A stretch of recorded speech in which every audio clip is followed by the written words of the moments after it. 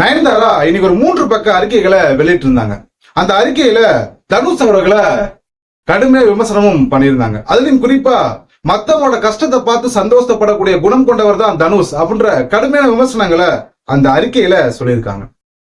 எதற்காக தனுஷ் மேல நயன்தாராவுக்கு இவ்வளவு கோபம் அப்படின்னு கேட்டீங்கன்னா, தனுஷ் அவர்கள் நயன்தாராவுக்கு ஒரு 10 கோடி கேட்டு நஷ்ட ஈடா 10 கோடி கேட்டு ஒரு லீகல் நோட்டீஸ் அமைச்சிருக்காரு. எதற்காக அந்த லீகல் நோட்டீஸ் அப்படின்னு கேட்டோம்னா, நயன்தாராவோட டாக்குமெண்ட்ரி நெட்ஃபிளிக்ஸ்ல வெளியாக போறது உங்க எல்லாத்துக்கும் தெரிஞ்சிருக்கும். அதற்கான ட்ரெய்லர் கடந்த வாரம் ரிலீஸ் ஆயிருந்துச்சு. அந்த ட்ரெய்லர்ல தனுஷுடைய ப்ரொடக்ஷன்ல வந்த படமான நானும் ரவுடிதான் படத்தோட பிடிஎஸ் காட்சிகள் அந்த ட்ரெய்லர்ல ஒரு 3 செகண்ட் இடம் பிடிச்சிருந்துச்சு. என்னுடைய அனுமதி இல்லாமல் என்னுடைய படத்தோட பிடிஎஸ் காட்சிகளை பயன்படுத்தியிருக்காங்க அப்படின்னு சொல்லி அதற்கு நஷ்டஈடாக 10 கோடி தரணும் அப்படின்னு நயன்தாராக்கு ஒரு லீகல் நோட்டீஸ தனுஷ் அவர்கள் அனுப்புறாரு. அதோட ரியாக்ஷன் தான் இந்த 3 பக்க அறிக்கை. ஏப்பா உங்களுக்கு மனசாட்சி வேணாமா? ஒரு 3 செகண்ட் வீடியோக்கு 10 கோடி கேட்குறியப்பா அப்படின்னு நீங்க யாரும் தனுஷ் மேல கோவப்பட போறீங்க, தனுஷ் அவர்களை திட்ட போறீங்க அப்படின்னா வெயிட் பண்ணுங்க, இன்னும் கதையே ஆரம்பிக்கல.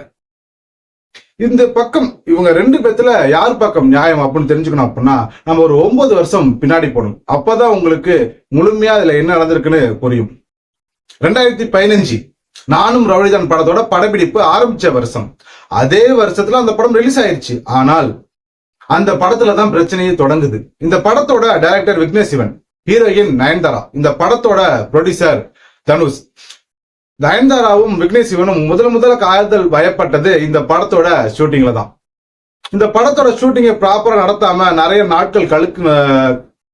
நாட்கள் வீணாக்குனதும், இவங்க நயன்தாரா கூட லவ் பண்ணிக்கிட்டு சரியா ஷூட்டிங் எடுக்காம நிறைய கால்ஷீட்டை வீணாக்கி 6 கோடி ரூபாய் பட்ஜெட் கொடுத்து 6 கோடி ரூபாய்க்குள்ள முடிய வேண்டிய படத்தை விக்னேஷ் சிவன் 16 கோடி வரைக்கும் கொண்டு வந்துட்டாரு. கிட்டத்தட்ட அந்த படத்தோட ப்ரொடக்ஷன் காஸ்ட் அன்னைய தேதியிலேயே குறித்த அமௌண்ட்டை விட 10 கோடி அதிகமாக செலவு பண்ணாரு தனுஷ்.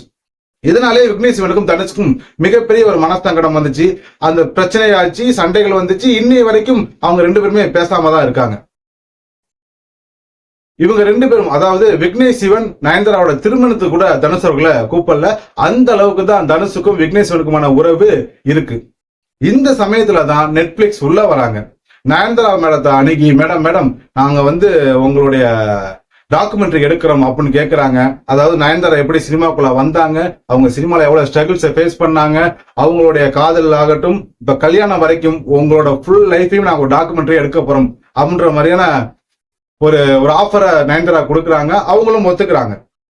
இவங்களோட லைஃப்ல கடந்து வந்ததுல இந்த காதல் அப்படின்ற பகுதிக்கு ரொம்ப முக்கியமா அமைஞ்சது இந்த நானும் ரவுடிதான் படத்தோட படப்பிடிப்பு. அந்த படத்துல இருந்து ஒரு பாட்டை நம்ம எப்படியாச்சும் இந்த டாக்குமெண்ட்ரியில யூஸ் பண்ணோம் அப்படின்னு நயன்தாராவும் விக்னேஷ் ஆசைப்படுறாங்க.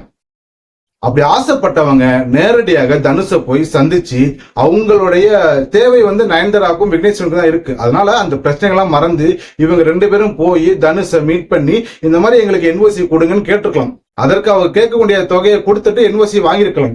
அல்லது நெட்ஃபிளிக்ஸ்ல இருந்து ஒரு டீமாவது போய் தனுஷ் அவர்களை சந்திச்சு பேசிக்கலாம். இப்படி எதுவுமே பண்ணாம அந்த என்ஓசிக்கு பணம் கொடுக்காம சும்மாதான் வாங்கணும்ன்ற முடிவுல தெளிவா இருந்திருக்காரு விக்னேஷ் சிவன்.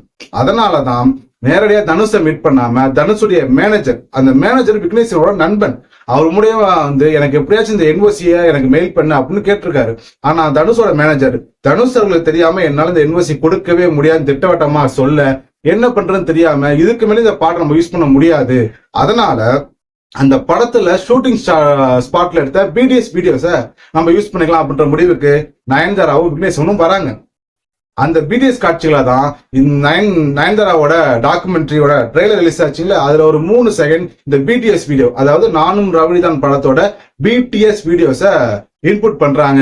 இதை பார்த்த தனுஷ், என்னோட அனுமதி இல்லாமல் என்னோட பட காட்சியில நீங்க பயன்படுத்திருக்கீங்க, அது படக்காட்சியா இருக்கட்டும் இல்ல படப்பிடிப்பு தளத்தில் நடந்த காட்சியாக இருக்கட்டும், அதுக்கு ரைட்ஸ் முழுக்க என்னோட தான். என்னோட அனுமதி இல்லாமல் நீங்க பயன்படுத்தினால எனக்கு அதான நஷ்டஈடா 10 கோடி கொடுக்கணும் அப்படிங்கிற லீகல் நோட்டீஸ நயன்தாராக்கு அனுப்புறாரு.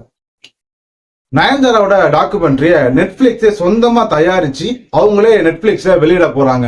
இதற்கு நயன்தாராவும் விக்னேஷ் சிவனும் ஒண்ணு இலவசமா நடிச்சு கொடுக்கல, அதற்கும் கோடி கோடியா பணம் வாங்கியிருக்காங்க. அப்படி இருக்கையில உங்களுக்கு ஒரு பாடல் காட்சியோ ஒரு பாடலோட வரிகளோ அல்லது ஒரு படத்தோட காட்சிகளோ தேவைப்படுது அப்படின்னா அந்த ப்ரொடியூசரை அணுகி அவர் என்ன தொகை கேட்கிறாரோ அதை கொடுத்து நீங்க அதற்கான இன்வெஸ்டியை வாங்கிட்டு நீங்க பயன்படுத்தணும். அப்படி முடியல அப்படின்னா அந்த காட்சிகளை பயன்படுத்தாம தவிர்த்தணுமே தாண்டி அதை பயன்படுத்திட்டு அதற்கு ஒரு நஷ்டீடு கேட்டு ஒரு ப்ரொடியூசரா தனுஷர் அந்த இடத்துல ப்ரொடியூசரா பாக்குறேன். ஒரு ப்ரொடியூசரா பணம் போட்டவன் அவனுக்கான படத்தை அனுமதி இல்லாம பயன்படுத்துறீங்கன்னும் போது அவர் கேட்கும் வராரு. அதற்காக ஒரு லீகல் நோட்டீஸ் அனுப்புறாருன்னும் போது 3 பக்க அறிக்கைகளா அவளை விமர்சனம் மட்டும் பண்ணி போடுறது சரியா இருக்குமாங்கிறது எனக்கு தெரியல. இப்ப இது வரைக்கும் பாத்தீங்க அப்படின்னா என்ன நடந்துச்சு, அதாவது 2015 இவங்க லவ் பண்ண ஆரம்பிச்ச காலகட்டத்திலே தனுஷ் கூட பிரச்சனை ஆகுது.